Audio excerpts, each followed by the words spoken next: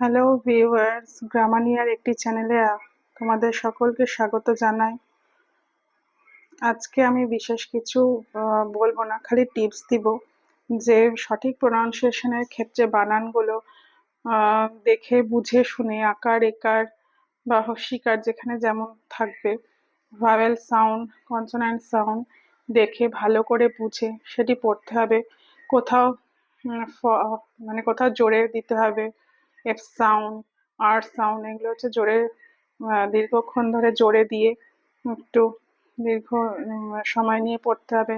এবং যেখানে হর্ষকার দীর্ঘকারের পার্থক্য, সেগুলো উচ্চারণে ভালো করে ধ্যান দিতে হবে এবং মনোযোগী হয়ে টেক্সটটি পড়তে হবে।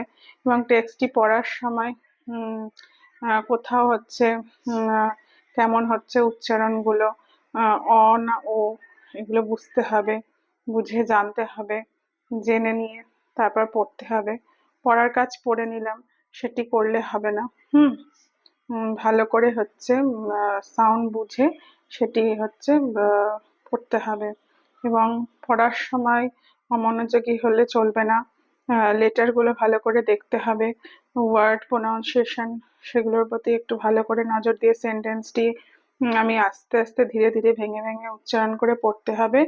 পরে হচ্ছে যখন আস্তে আস্তে ভেঙে ভেঙে পড়তে পড়তে উচ্চারণ করা আমার অভ্যাস হয়ে যাবে, তখন আমি সেটি মনে মনে, যেমন আমি প্রথমে রিডিং পড়ে নেব, সেরকম আমি জোরে রিডিং পড়বো।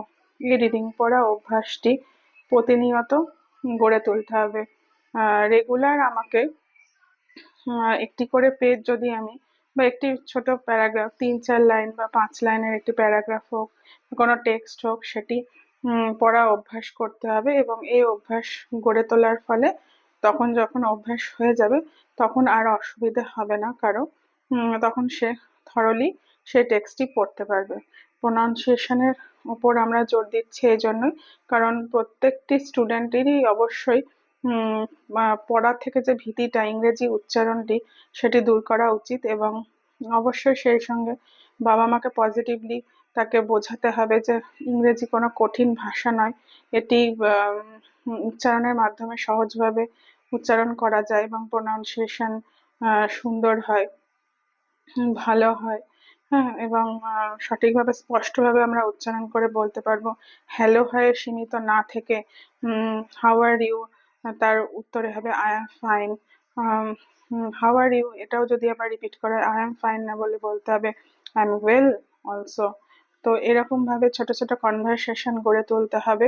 বন্ধুদের সাথে হোক বা বাবা মার সাথে, বাবা মাই প্রথম আমাদের বাড়ির গার্জেন, তাদের মাধ্যমে তারাই ফার্স্ট টিচার, তাদের মাধ্যমে শিখতে হবে।